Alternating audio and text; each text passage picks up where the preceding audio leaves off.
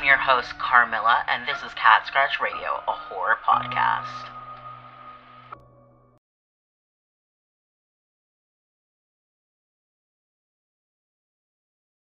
All right, everybody, welcome to Cat Scratch Radio. We're here with Zoe Bell-Kanapaux, a 22-year-old non-binary author and audiobook narrator. Can you tell me about yourself, Zoe? Hi, thank you so much for having me. I am an author, an audiobook narrator, like you mentioned, but I am a vicious animal lover. Any type of animal, like amphibians, even like rodents. I'm super into rodents. I love mice and rats and guinea pigs and all sorts of little delicate creatures. I am a huge fan of rodents too. I've raised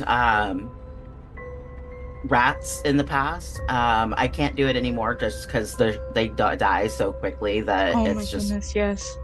hard on my heart. And I also, they're not rodents, but a lot of people confuse them for rodents. I raised ferrets for the greater part of 10 years. Oh my goodness. I have been obsessed with ferrets for the longest time. I love the videos where people just like shove them into noodles. Oh yeah. I ferrets are very heavy personality creatures. I love them a lot. I love an animal with an attitude. I've got a 10-year-old Chihuahua named Gary. I actually kidnapped him from my mom, but let's not get into specifics about that. He has the biggest attitude. If things don't go his way, if he doesn't go to bed at exactly 8:45 p.m., he's gonna throw a fit, and I love it. Oh my gosh. That He's such a is diva. yeah. I have two cats, and the younger one is gets very upset if doors are closed. Like he should be allowed in and out at all times. Oh my goodness, that's my cat. I just recently got a cat, and her name is Lydia. And I got her on 420 for like a little special adoption thing that was going on. And she is so particular about every single little thing. She doesn't let people like hold her for very long periods of time, but she doesn't care if it's me. So I'm like, I'm gonna hold you until you tell me no. But she freaks out if I close the door to my office. She's like, absolutely not. Let me in. I've got things to say. I've got things to do. And I love it. Yeah, definitely the same here. Like Albert has to be like right next to me when I'm working, and he's just constantly up my ass to say who the better better. But You said, I'm sorry, go ahead. no, go ahead. You said your cat's name was Albert. Owlbert. That's so funny. I love I love when cats have silly names. Like that's not a usual name for a cat. Like some people are like Whiskers, Snowball. I love a cat with a unique name. Yeah, my other cat, my older cat, his name is Maxine. Oh Um, my goodness. and I named him after Maxine Black from Two Broke Girls. Oh my goodness. I love that show so much. Yeah, he's very much an attention whore, and he always has been. So I was like, you are very much a Kat Dennings character. I love Kat Dennings. Anything that they're in, I watch. It's immediate watch list. Oh, absolutely same. Well, speaking of television and movies and stuff like that, tell me what's your favorite scary movie? Okay. So I watch pretty much anything scary that comes out, I watch it. Despite like if it has a letterboxd rating of like -2, I'm like, sign me up. I'll watch it. But my favorite scary movie in the entire world, probably Scream. That is such a good choice. Which one is your favorite? The first one? Um, I love the first one so much. The third one I love too. And then I do really love the new ones with Tara and Sam. Hmm. Um, and I this is the only movie series that I'm gonna sound like a huge hypocrite, I know. But typically I'm not like a uh what are they called when they make new a requel or sequel person when it's just barely different changes. But I love the Scream movies so much. I do too. I think it's an amazing franchise, and Ghostface being could be whoever. That is my favorite part about it. I love it so much. Like, it just, even though I've seen them a million times, I just will sit down on like a Saturday and be like, I'm gonna watch all seven movies today and not do anything else at all. I'm just gonna rot in my bed and watch the Scream movies. And I try to notice different things each time, but then I'm like, dude, like six rewatches ago, you noticed that. It's not anything new. Uh, So, when it comes to horror, what inspired you to write and why horror? So I'm a little bit new into the horror genre. I have written one book and I'm in the process of writing another book. But the first ever book that I wrote, I was inspired to write it because I was very anxious about all of the different things that were going on in my life. I was 19. I was like dealing with being a new adult and my life was like crumbling around me. So writing the book gave me a sense of control.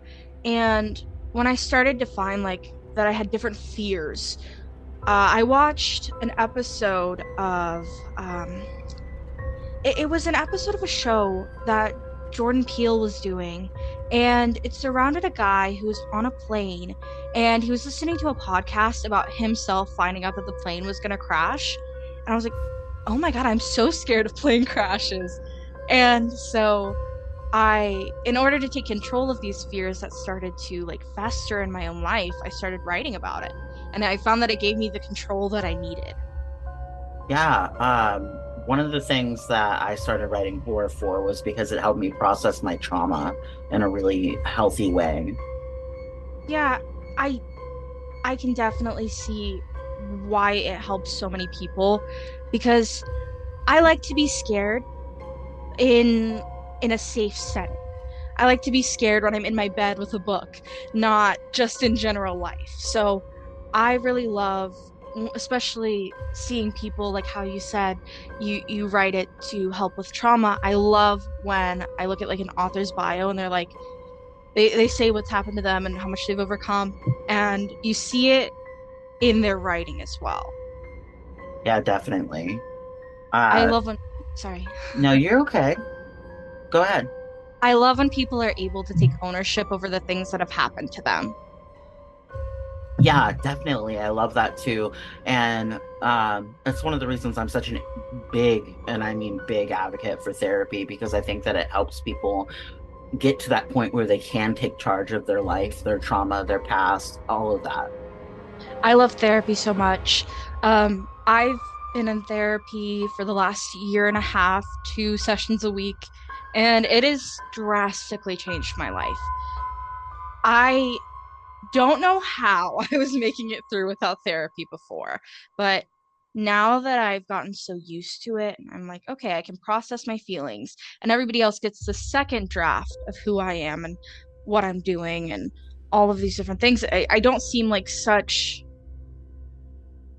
a person that's in a lot of pain to everybody else. I get to talk to my therapist and they get to help me process the things that I'm doing and saying and thinking and feeling. And then I get to feel better. And I love that so much. Yeah, I really think that when we're not in therapy, we tend to bleed on everybody around us rather than taking care of that wound.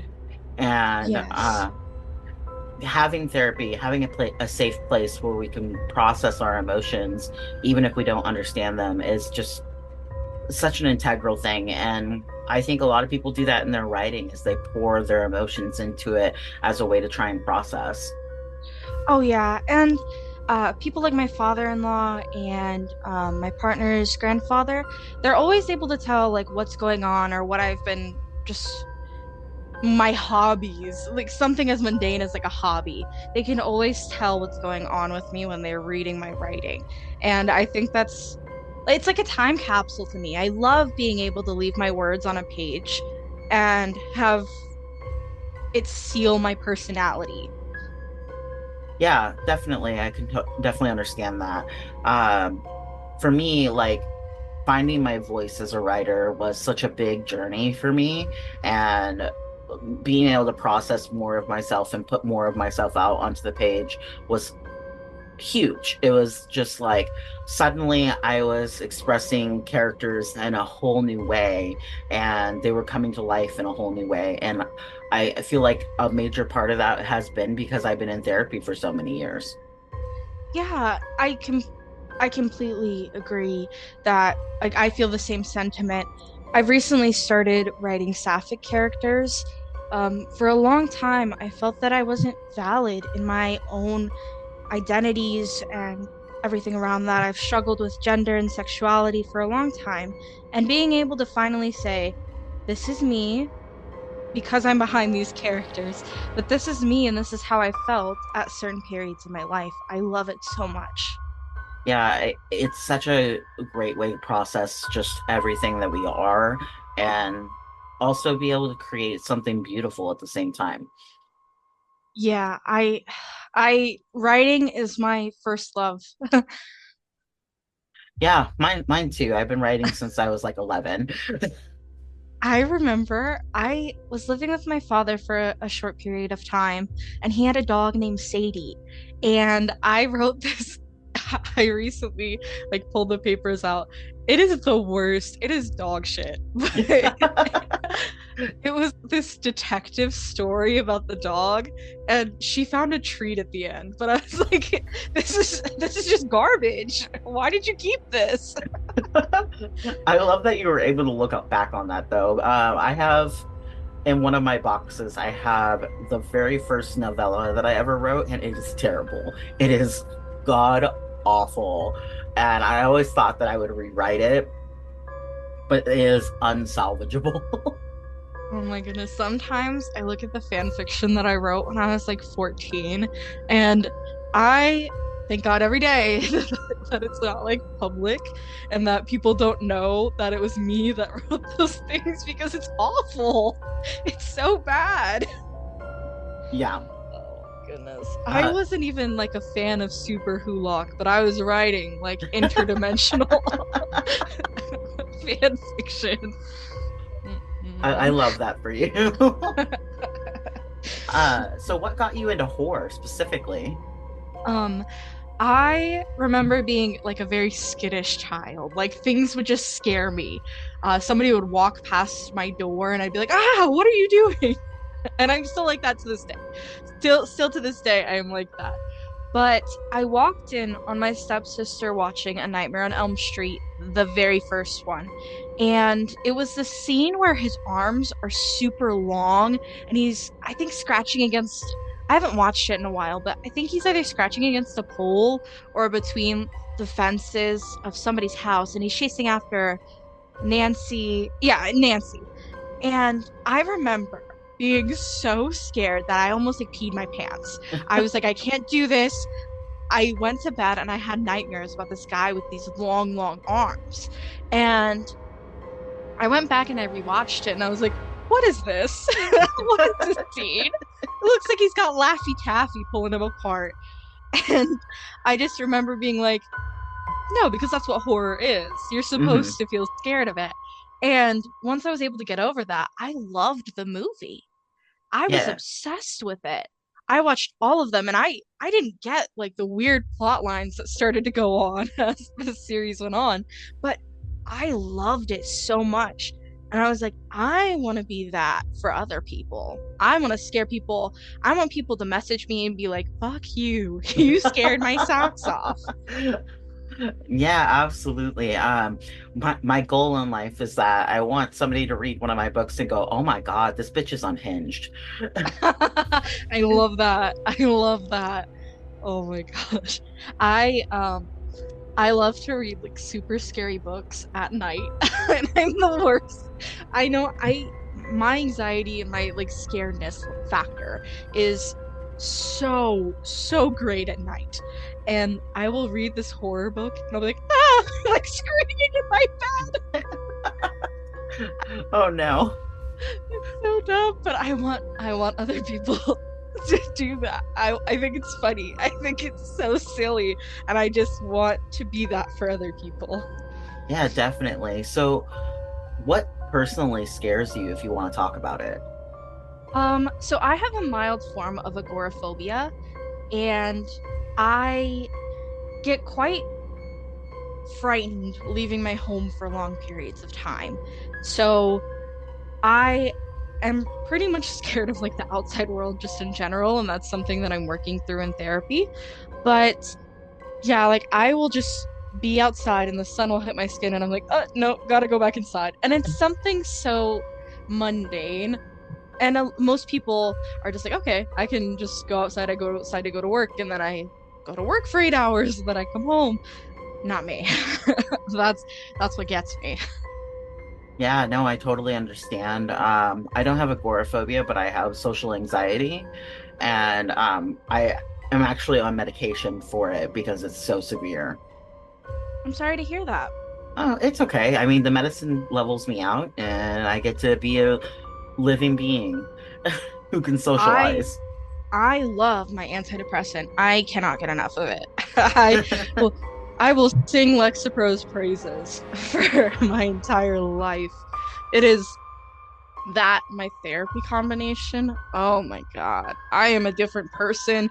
I wake up and I feel like the song like I'm walking on sunshine like it's playing in the background all the time. That is a perfect way to explain it because I feel like without my medication, I am just a whole other being. I'm not like human.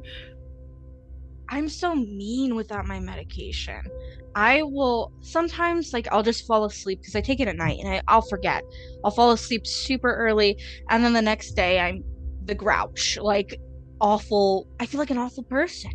I don't like the person I am when I'm not on my meds. So I'm like, let me set a timer. Let me make sure that the cool zip stays today. Yeah. Yeah, I totally understand that. So one of the things I really like to ask all the authors and industry members that come onto my podcast is, where do you think horror is going to be in the next 5 years? I am not exactly sure where it will be in the next 5 years, but I do really hope that it'll be filled with more original stories. I know I mentioned this earlier that I'm not a super big fan of requels and retellings of the same story over and over and again. I did love the new Candyman. I will be honest. I did love that movie so much, but I really hope that it's filled with more and more original stories from various different communities. And I really do hope that more horror TV shows are picked up. Like Yellow Jackets is my all-time favorite horror TV show, but I love literally anything that comes out, honestly. Yeah, so my favorite thing that in horror right now that is something that I think we're going to see lots more of in the next 5 years is tech horror. Like phones that they're getting calls that aren't actually there and stuff like that. Oh my goodness. That reminded me, you said tech horror, and my first thought was the movie Her. And I know it's not supposed to be a scary movie, but that's scary to me. Oh yeah. Like it's not at all framed in the light of a horror movie. I think it's quite sad. And some people, I've spoken to some people about it, and they're like, "Oh, I loved that movie. Like I could see how that would happen." And I'm like, I close my laptop at night because I'm like, I don't want to accidentally text a chatbot or something and fall in love. Like, Oh no. it's just, it's scary to me, the idea of that. Yeah, um it's like do you watch Black Mirror?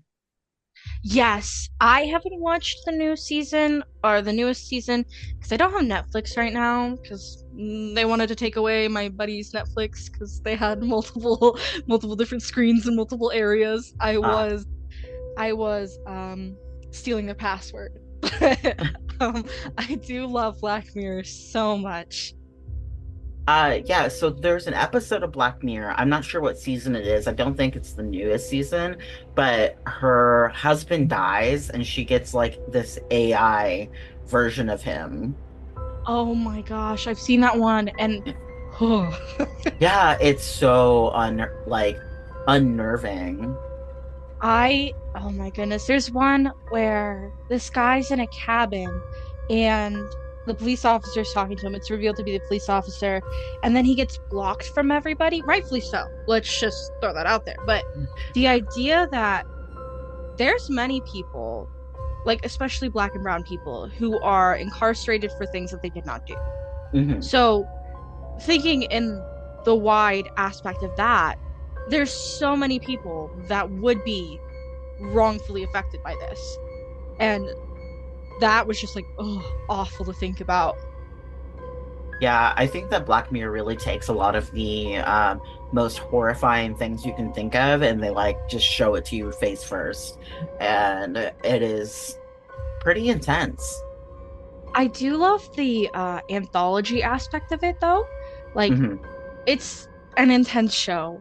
And I love the fact that it's like basically a bunch of movies back to back to back, and that it does have the opportunity to reflect so many different errors or wrong things in society. I do love that it's able to do that. Yeah, I think that horror, especially, is inherently socio-political. Yeah, I completely agree with that. And I love watching like older horror movies and seeing like the Satanic Panic or the weed issues or whatever else is going on, like especially in the 80s you can see so much like so much of that influence in the horror movies from that time. Yeah, there was a lot of, like the Jason movies, Friday the 13th movies. There's a lot of, oh, you had sex outside of marriage and you're underage, so therefore these teens have to die, kind of thing. Yeah, It was a trope for a very long time. and you wouldn't even blink at it today. Like, No, did you use protection? Great, good for you. Move on. right. Uh, Like, a perfect example is you brought it up, is the very first Nightmare on Elm Street. Did you happen to notice that Nancy's the only one who doesn't have sex in the movie that doesn't die, and she doesn't die? no, I didn't notice that. The virgin final girl. Oh my God, I didn't notice. I'm gonna have to watch it after this because I did not notice that. Yeah, she's the Oh only my one who's a goodness. virgin that, and so she ends up not dying. That's So, um, I'm sorry. I hate to be the one that broke that to you. you just changed my world. Oh my. uh, so tell me about your most recent work in progress. So I'm currently writing a book called Double Feature, and the basic premise is that there are 8 people who are stranded in a movie theater after a nearby oil refinery explosion. Their food and survival options are limited to what's available in the theater. So like popcorn and Snickers, like that's it. Oh my God. And it's the second book in a series, the Crash series. And it follows a whole new group of characters as they try to navigate this awful position that they're in. And it discusses class and homophobia, especially in the South. I base all of my books in Texas because I do think that Texas does have a very awful view. Uh, the public view of Texas is very awful, and some of it is very rightfully earned because of the politicians and the racism that happens, and the sexism and the homophobia that happens. I do understand why people think that, but I want to share that there are people who are working to make Texas better, who are just regular people that they go out and they vote and make sure that they vote for people who care about others and not people who are going to try to take away their rights or anything like that. And my writing is very political in that sense. Um, and this explores, like I said, class and homophobia. So That's really cool though. thank you. Yeah, I lived in Texas for about 9 years, I believe, Oh my from goodness. 2011 to 2019 when I moved to Oklahoma. And so I know firsthand a lot of the homophobia in Texas and transphobia. So I also know that there are a lot of really good people there. Yeah.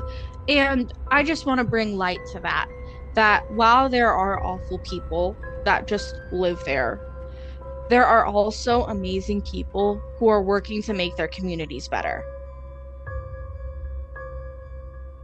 Yeah, absolutely. And I think that we could say that about a lot of red states, but especially Texas, who has been actively purple the last couple of elections. Oh my goodness. And I really do think that in the near future, Texas will turn blue. And I'm very excited to see that. And I would love to see that. I have a series on my TikTok that I need to revisit because I've made all of these videos about how to register to vote in each state. And I think it's very important because there's a lot of gerrymandering in the South. And my own vote in 2020 was thrown out because my signature didn't match perfectly what it matched on my driver's license, Oh my God, which was taken when I was 16. So, of course, my signature moved a little bit, but it was very similar. that's crazy to me. And so I have that form in my form of important documents or in my binder of important documents. And I want to make sure that every single person has the access or the knowledge of how they can use their right to vote. Yeah, absolutely. And that's such an integral thing this year to talk about. I completely agree.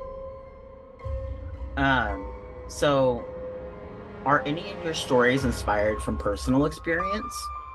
Yes. So my book, The Axe Forgets, of the Tree Remembers, was written when I was 19. And I wrote it right after my mom was diagnosed with stage 4 lung cancer. I was very scared and I was having like panic attacks every night. And I really didn't know how I would live my life without her. And it was a very enmeshed relationship. Now that I've grown and looked back on it, it was an incredibly abusive relationship between my mother and I. And I was scared because I didn't know how life would be able to move on without her in it and without me having to take care of her and put up with the things that she wanted to put me through. And I didn't know at the time that I would be a successful adult and that I would be loved by other people. So I wrote the book, and it's autobiographical fiction. So almost all of the events that happen in the book happened to me, or I had to fudge a little bit of the details because um, my stepfather was very upset about certain things that went into the book, so I had to move stuff around. But that I recently revisited it, and there were certain scenes in the book that just made me cry because I was like, "Oh my gosh, I'm so removed from it. Like things have gotten so much better since I wrote it." And it was incredibly cathartic to write. That's amazing. Again, I love that writing can be that for someone. Oh my goodness, yes. It's because it's one of the only art forms that can be free, I think. Like yes, you can watch movies, but ultimately you have to pay at some point. Somebody has to pay for it. You can paint, paint does cost money. Writing can be free, and I love that.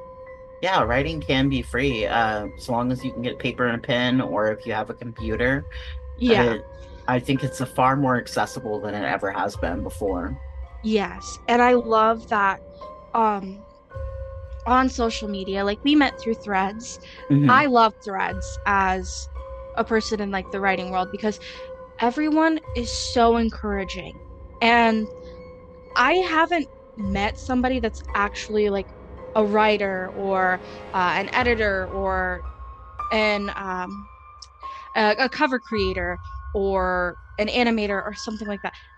I have never met anybody in that world that is unkind. Yeah, and I think that it separates itself a lot from other social media because of that. But it seems to have drawn a very positive group of the writing community. I I love it. I go on every day. I think I check mine regularly. I have it set up so that whatever I post to Facebook goes to my threads. So Oh my goodness, I should do that. yeah, it's very convenient. That way I can post to my audience on Facebook and put threads. So just two birds with one stone. Oh my goodness. I have not figured out some social media like Facebook and Instagram. Can't figure it out. How to, I don't know what hashtags to use. I don't know how to get out there to an audience. Give me TikTok and YouTube. I'll figure it out. But I I feel like a boomer. Like I'm like, how to go Instagram famous. My search history is so dumb. I think we've all written or typed out social media marketing ideas into our search box at one point or another. Yeah, definitely. So, what is one of your favorite forms of horror and why? So I love gothic horror and I love supernatural horror. I do believe in the supernatural. I don't exactly know what is real and what is fake or what is misconstrued or commonly believed as something, but it's actually another thing. I don't know all of that. But I do believe there is a realm out there with various different things. And I believe that that just heightens like my fear during like psychological or I'm sorry, supernatural horror. I because if you can sit down and know, oh, this isn't real, whatever. Like there's no Jason, there's no Freddy. Give me a ghost and I'm gonna pee my pants.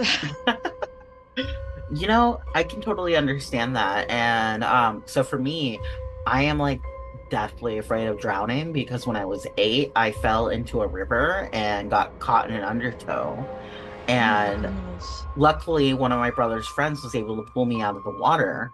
But like that near death experience has stayed with me my whole life. And I'm 34 now. So it's like my whole life I have been afraid of being underwater. And so it affects me to the point where, like, even in video games, I can't, like, do certain scenes where you have to be underwater for a long time without, like, panicking and feeling that fear. So even if it's something that you're not supposed to feel fear in, for me, it's definitely a fear. And it shows up a lot in my writing. I've noticed that I've tried to drown pretty much almost all of my main characters um, at one point or another. That's what they get for being main characters. Yeah, I completely understand your fear for that. I too would be very afraid of that. Yeah, it's a scary thing. So what's your least favorite form of horror? Zombie horror. That's so I funny because my first episode of this season is about zombies and how much my friend loves zombies, and I get a kick out of zombie movies. I'm not a Walking Dead fan, but I do like the Resident Evil ones. But why it zombies? it might just be I'm sorry to your friend, but it might just be like my stepdad was obsessed with The Walking Dead. Every Sunday, it was The Walking Dead day. And so I don't remember what AMC, it went on AMC. Mhm. So that channel would be playing from 6 a.m. to 10 p.m. And it was all he would talk about like all week was, did you see that Rick did that? And that Josie did this? Yeah, I watched it with you. Of course I saw that. But he would be asleep watching, like in the middle of the day, he'd be asleep and he'd be like, if you go to change the channel, all hell would break loose. And like I do love the movie Warm Bodies. I love that movie. It's so silly. Perfect. But I don't know. I just feel like I've seen every zombie movie that comes out, I feel like I've seen it already before. Yeah, I definitely. one of the things that I talked about in my last podcast about zombies was talking about wanting new zombies with like differences to them. Like I really liked The Last of Us, where the zombies are actually being controlled by a spore. I thought that was really interesting. I saw a lot about that.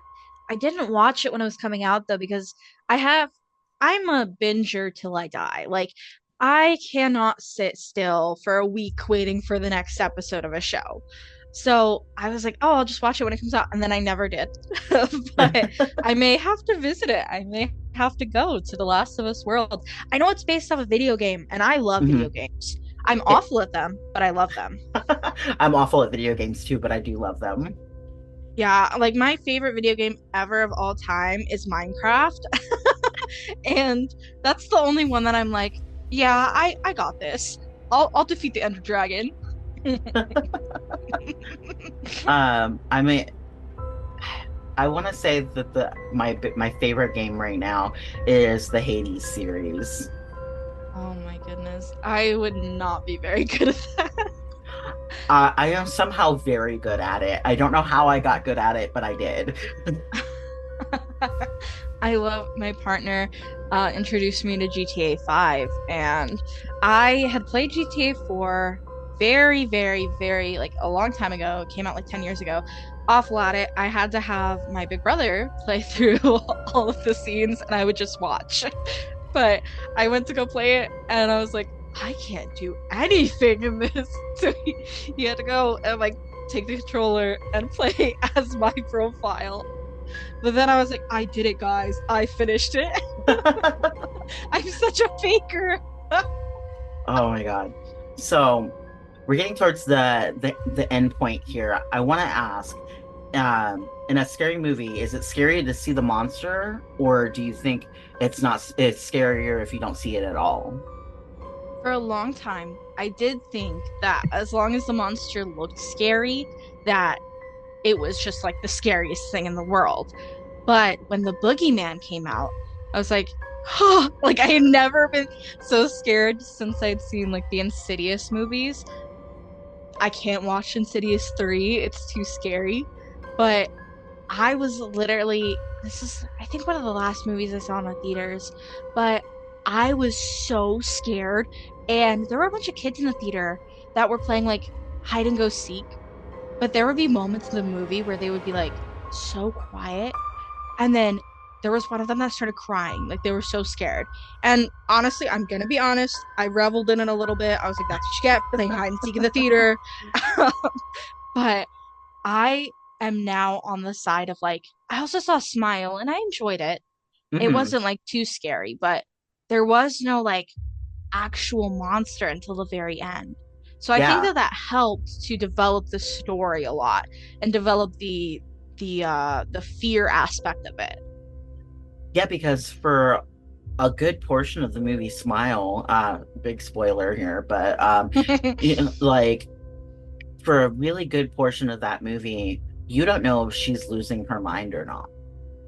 Yes, and it's very like plausible because her boss is like, "You've been working so much," and then her husband's like, "You've been working so much," and then all of her family just back and forth, "You've been working so much. Of course you're seeing these things." And Right. it's like, are we all being gaslit right now?